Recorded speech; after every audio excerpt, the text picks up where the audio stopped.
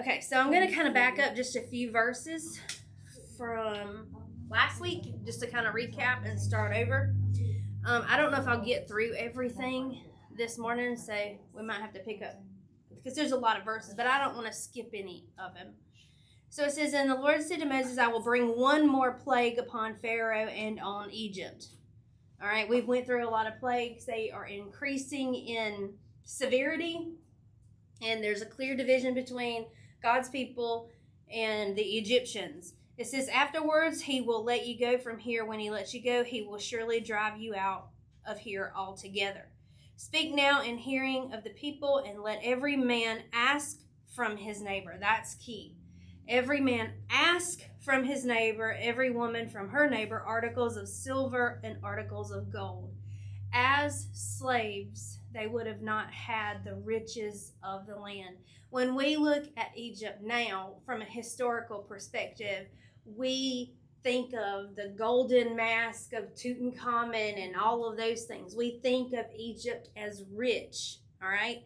So they're going to have something coming out when you have all of these people. Now, they're going to have their livestock, but they also are going to need provisions, not just for that day. It's not like they're going to buy something in the wilderness for 40 years, but it's going to be something later on that they're going to need.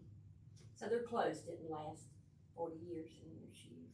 It did. Oh, it did? That was one of the miracles. Okay. Yep, that was one of the miracles. Wow. Mm-hmm. And we'll get to that. Okay.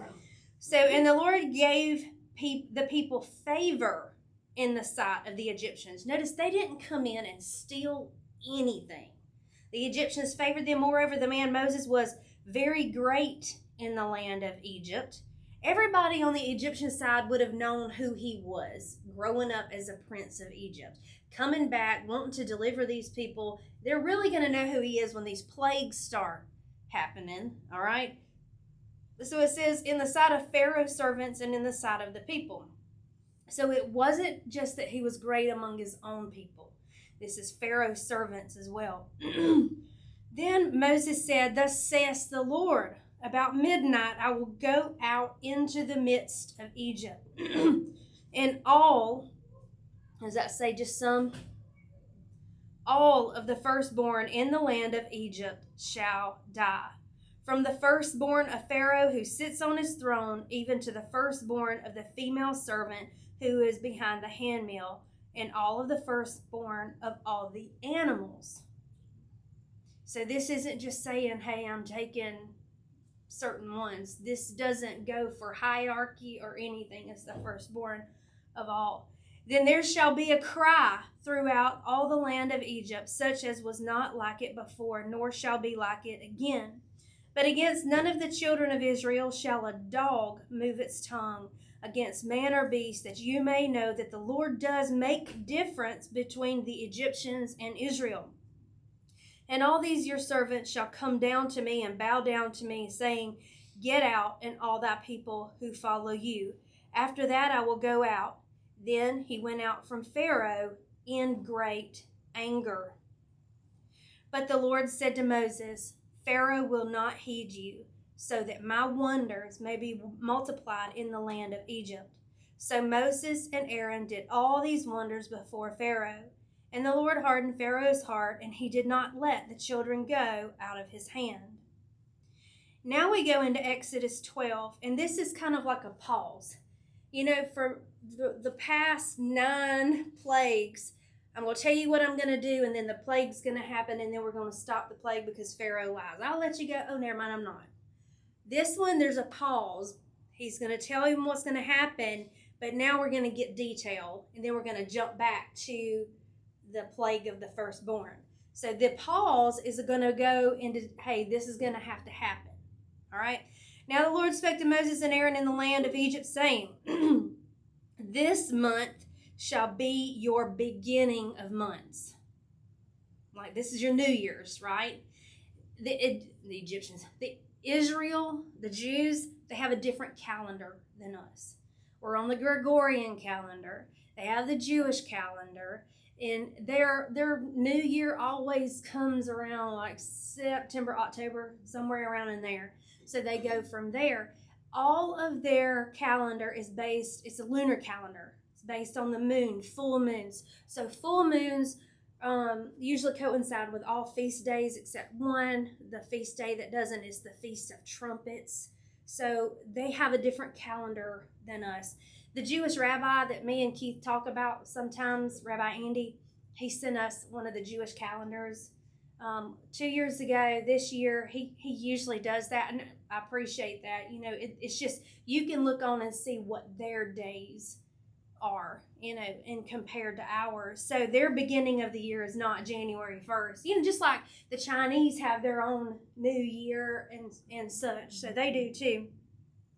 So it says, speak to all the congregation of Israel, saying, on the 10th of this month, every man shall take for himself a lamb according to the house of his father, a lamb for a household. And if the household is too small for the lamb, let him and his neighbor next to his house take it according to the number of persons, according to each man's need. You shall make your count for the lamb. Now this is, I'm reading this because I want you to see how detailed this is. This isn't just something, you know, just paint blood on the door, because this is going to institute the Passover. Listen to the detail for everything. Your lamb shall be without blemish, a male of the first year. You may take it from the sheep or from the goats. Now you shall keep it until the 14th day of the same month. Then the whole assembly of the congregation of Israel shall kill it at twilight. And they shall take some of the blood and put it on the two doorposts and on the lintel of the house where they eat it. Then they shall eat the flesh of it of that night, roasted in the fire, with unleavened bread, with bitter herbs they shall eat it. You see how detailed this is. Very specific. Do not eat raw, nor boiled at all with water, but roasted in the fire. Its head with its legs and its entrails. Now the blood shall be a sign for you on the houses where you are. When I see the blood, I will pass over you, and the plague shall not be on you to destroy you when I strike the land of Egypt. You have to do it. You have to do it this specific way, and then you have to put the blood in this house. You can't put it on another house and think I'm going to spare you. It's got to be your house. So this day shall be to you a memorial, and you shall keep it as a feast to the Lord throughout your generations. You shall keep it as a feast by an everlasting ordinance. What's everlasting mean? Everlasting. Exactly. 7 days you shall eat unleavened bread. On the first day you shall remove leaven from your houses, for whoever eats leavened bread from the first day until the 7th day, that person shall be cut off from Israel. Ooh, that's wow. You got to be careful how you cook it, how you eat it, all of it. But you know, God's specific though. He is. It's not, he didn't leave you guessing on how to do it. Exactly. And I believe this is because he wants to know who's obedient. Fully obedient. Not just compliant. You know, compliance, and this is how I taught my kids this. Compliant is when I tell you to go clean your room and you shove everything up under the bed. You just kind of halfway do it. That's compliant. Oh, well, I kind of did it. No. Obedience is doing it, and doing it specifically as what's recommended, you know. They're not going to know, they don't know this now, but as you look back, even with the manna, he was specific about that. Don't take 2 days. Yep. Don't take more than you need. Sunday. Yep. Right, except on the Sabbath. Yeah. You know, so of course they'll see that later, but Yep. they can look back and see, you know, of course they tend to forget. Yeah. And the thing that we don't really realize, and I'm not going to go into it now, but the Passover meal, every single thing means something. You know, even down to the unleavened bread. That with the unleavened bread, it's pierced. You know, and the whole Passover meal, everything. Yeah, but the stands for unleavened something. too is they didn't have time for it to rise. Too. Right. So it's you don't put leaven in it. You just make it because Yep. you got to go. And it's not as good. the unleavened bread. If you let don't it have it. rise, if you let Yeah. it rise, it's better. I had a meal like that, a Passover meal at North Spartanburg one time, Mhm. and they got it as close as they thought that they could. Mhm. It wasn't very good, Yeah. Well, but you're not, but that way wasn't to fill you up. It I was was gonna a say, symbol. but you're not Egyptian either. They like all that food, though. Yeah. See, that's what they ate. So, like Yeah. roasted lamb and all that. They were Lamb, used to the that. That's all they know. Mhm. Well, Yeah. I think of unleavened bread like pita bread. And Yeah, then that's you- true. Oh, okay. And that If It it's is got pretty salt good. on it, but I don't know if you. do Well, you ours require didn't in the salt? bitter one. It doesn't say. Well, the bitter It was stuff. bitter. Yeah, the bitter stuff, but that's a symbol too. Yeah, just every element of the meal, even Right. down to drinking of the cups, means something, and we don't always get that because we're not Jewish, you know. Right. And we miss so much. We do, but he's given all of this detail because in generations to come, they're going to look back and they're supposed to remember God's provision right here and what He does. That amazes me because they're supposed to do it every year. Like, how do they keep up with their years and their time? And It's just habit. out in the wilderness, like, oh, it's been 1 day, it's been 2 days. Somebody kept up with time. Through the moon. Through the moon. But how many days? I mean, somebody kept up with how many days it was since. They were Yeah. smart back then. We didn't. Yeah. Since they Most didn't have a ancient calendar. civilizations did. Yeah. Yeah. They didn't have a calendar to look at. The clock. Some people don't look at a calendar. I don't know who you're talking about. I just had to give you It says, on the first day there shall be a holy convocation, and on the seventh day there shall be a holy convocation for you. No manner of work shall be done on them, but that which everyone must eat, that only may be prepared by you. Sorry, y'all. I've got the drainage thing. And so you shall observe the feast of unleavened bread, for on this same day I will have brought your armies out of the land of Egypt. Therefore you shall observe this day throughout your generations as an everlasting ordinance. In the first month, on the 14th day of the month at evening, you shall eat unleavened bread until the 21st day of the month at evening. For 7 days no leaven shall be found in your houses. You can't even keep it. Can't be found in your houses, since whoever eats what is leavened, that same person shall be cut off from the congregation of Israel, whether he is a stranger or native of the land. You shall eat nothing leavened in all your dwellings. You shall eat unleavened bread.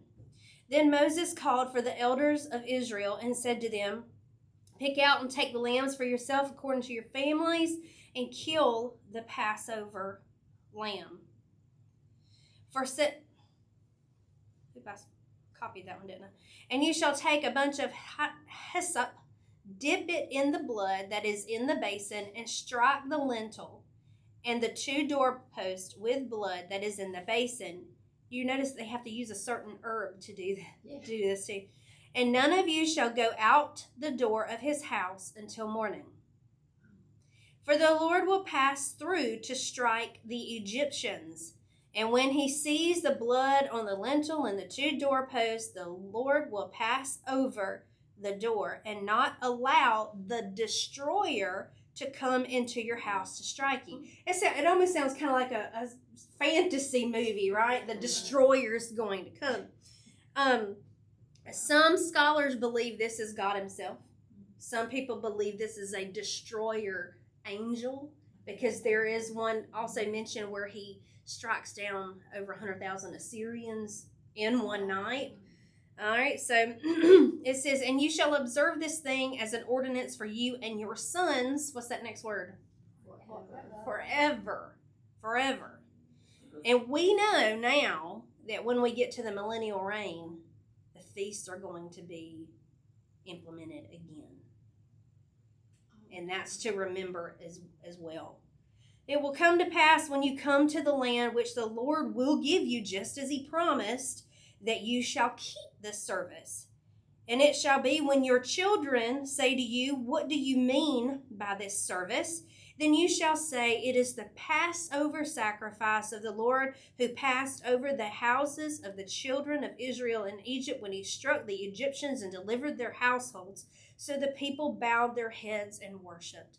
This is supposed to be passed on from generation to generation. Should we be doing it? You know what? I had that same Because we're adopted into the family. question, and I've gotten different answers on it. Tell me some answers. I don't know. I've gotten the answers of, well, no, we don't have to do that, da-da-da-da-da. And then I've gotten, well, why aren't we doing that if it's supposed to be forever? Like a convocation forever. Okay, this is my opinion. For Okay. starters, we're not Jews. But we're adopted Second- into the family. But though. secondly, we're on this side of the cross. Uh-huh. And what's the ordinance that Jesus told us we should do? The Lord's Supper. With his disciples, he said, do this in remembrance of me. He changed it. Right. He So, was doing I this think- Passover, Right. He was Supper. still doing it too, wasn't he? but he changed it. That's what he changed. Right. So, so I he think, changed it to the Lord's Supper. I think when we observe the Lord's Supper as they were observing Passover. Now, I don't think it's wrong. I have a friend, what's Heather? She has Passover and she has a Passover meal with her family every year. She's teaching her children. Mhm. the It's lamb. special. It was a special Yeah. service. I mean, the food wasn't good, but it was special. Right, and I think it's important that we can do that. Yeah. But we're on this side where Jesus. That's why he rent the Veil. the veil in the temple. Yeah. To be done with all that. See Yeah. what I'm saying? Because So we you don't know, have to make sacrifices for We don't have ourselves to make anymore, sacrifices. like they did. Right. Jesus was a sacrifice, so we're on this side. So that's what I think. That makes sense. Yeah. What And do you think, I've Jen? heard the argument the other way too, that because God made it forever, why do we change it now? But we're not Jews. I know, but I'm not saying, I wouldn't say just for Passover. You know, I wouldn't say we should concentrate just on Passover or whatnot. As Christians, I think that each feast day, means something. Sure. I mean, we should, I want to say, like, study them to know what they all mean, just as the New Year, Feast of Atonement, and things like that, because we remember it, what God did for them as adopted children, he can do for us and will do, when I bet Jewish Christians